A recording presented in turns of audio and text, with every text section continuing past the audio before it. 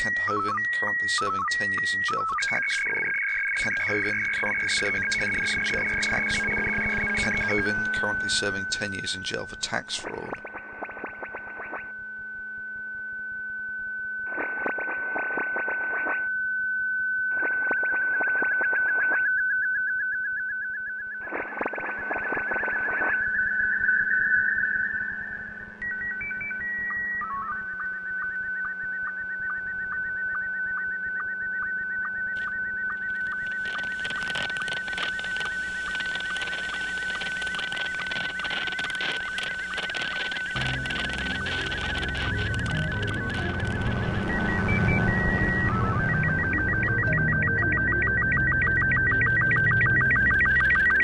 To call my message machine.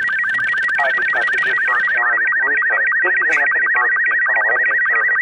Let me suggest some people that you might want to think about talking to.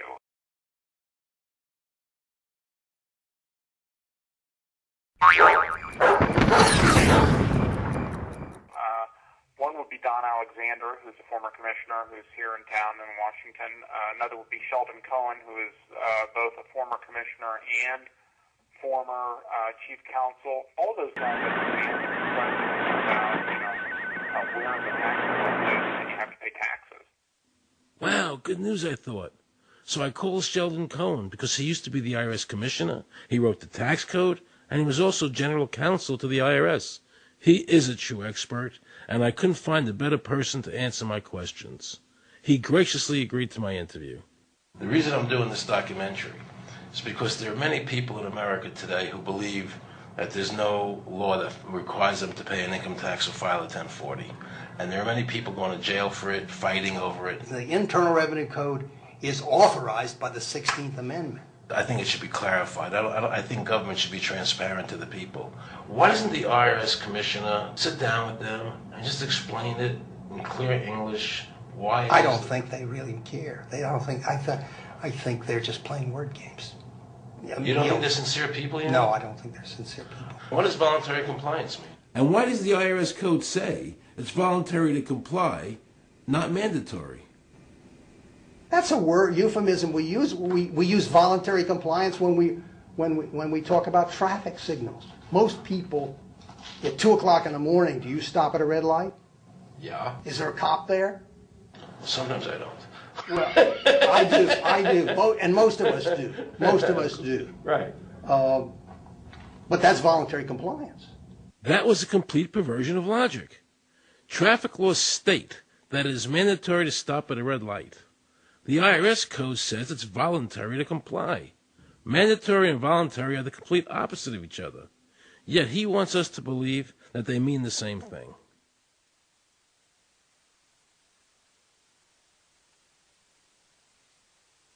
So can the government criminally prosecute somebody of information put on their 1040?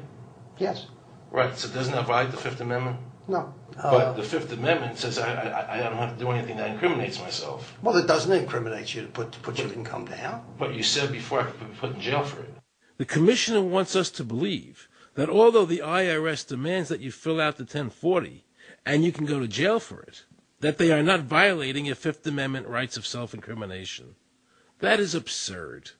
Isn't it true that the word income is not defined anywhere in the Internal Revenue Code?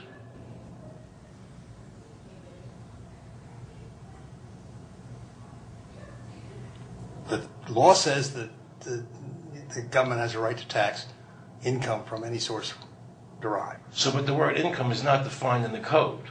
It just says income without a definition That's right. of what income is. That's right.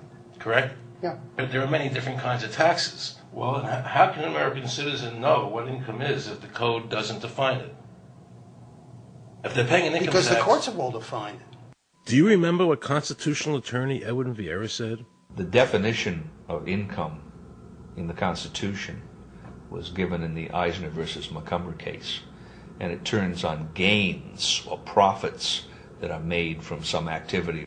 So the Supreme Court has ruled income is not wages, it's not labor, it's gain from corporate activity. I believe that a man's labor is his private property. That's your view, but it's not the law. The Supreme Court's even said your labor is your private property. When I go to work for somebody, it's a trade. It's an even exchange. I do some work, you give me some money.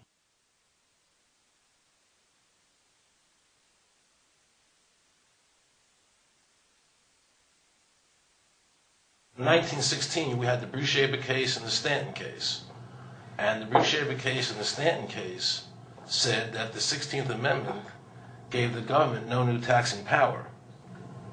I'm not going to argue the niceties of that with you. And it came up again in a case called Peck versus Lowe, where the Supreme Court said the 16th Amendment did not extend Congress's taxing power to any new or accepted subjects. In other words, if you weren't taxable before the 16th, you weren't taxable after the 16th. Today I interviewed a juror, okay, who sat on a case, and they found the person not guilty for lack of filing, okay? And I asked her why they found him not guilty.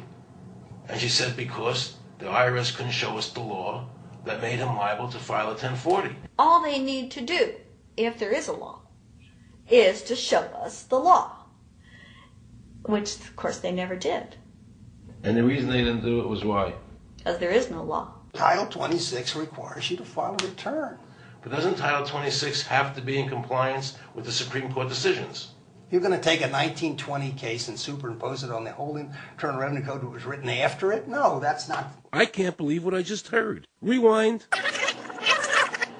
You're going to take a 1920 case and superimpose it on the whole Internal Revenue Code that was written after it? No, that's not. Remember he said earlier the Internal Revenue Code was authorized by the 16th Amendment? The Internal Revenue Code is authorized by the 16th Amendment. Remember, the Supreme Court said the 16th Amendment did not give the government any new taxing power. These decisions have never been overturned. Let's listen further. Can the lower courts overrule the Supreme Court? No. How are they putting people in jail today for not paying a tax on their labor when the Supreme Court said they don't have to? Doesn't the IRS code have to be in compliance with the Supreme Court? That's my big question. This is a waste of time. Well, because whatever I say, you're not going to believe. He's right. I don't believe him. And neither should you. He wants us to believe we should obey the IRS code, which is being enforced in violation of the many Supreme Court decisions. If the Supreme Court made a decision... Thank you, Aaron. I think we're finished. I'm sorry, Mr. Cohen, you're doing that. Well, I'm sorry that you constantly re-argue the point. You're liable because the law says that you're liable, and the courts say the law says you're liable, and that's why you're liable. You see, he's talking about the lower courts, who are not in compliance with the Supreme Court, as they have to be. Doesn't the court have to be in compliance with the Supreme Court? The Supreme Court has so held. Where? You caught me unprepared. I'll come back. Well, I don't want to do that. But let me ask you a hypothetical question. No. You're making silly arguments here. Why is the Supreme Court decision a silly argument? Well, because it's inapplicable. That made my heart stop. He just said Supreme Court decisions do not apply to the IRS. That's the behavior you would expect from a totalitarian country, maybe China or Russia or Cuba. Not from America. They're just making up the law as they go along. Now I knew the tax honesty movement was right. The IRS thrives on intimidation and fear, not by law. It's no different than a criminal protection racket, using force to extract your money from you. Then the former IRS commissioner, now working at a prestigious Washington law firm, threatens me. Watch. Aaron, you understand Yiddish. Cornish helfen. For those of you who don't understand Yiddish, that means nothing will help you. Now it all became clear. I understood why the IRS wouldn't go on camera and talk about where the law was. I understood why all the senators I called refused to be interviewed. There is no law. And now you know what our political leaders and the courts have known for decades and have tried to cover up. The United States Constitution strictly forbids a direct, unapportioned tax on the wages and salaries of American citizens. The United States Supreme Court has consistently ruled that the income tax is a tax on profits and gains, not on labor and wages. On behalf of the American people, I challenge the IRS to show me a statute that allows a direct, unapportioned tax on the wages and labor of the American people. And if I'm wrong, I will give my most humble apologies to the IRS. If the IRS is wrong, and there is no law, then every person who's been jailed should be let out of jail immediately, and any assets seized should be returned to their rightful owners.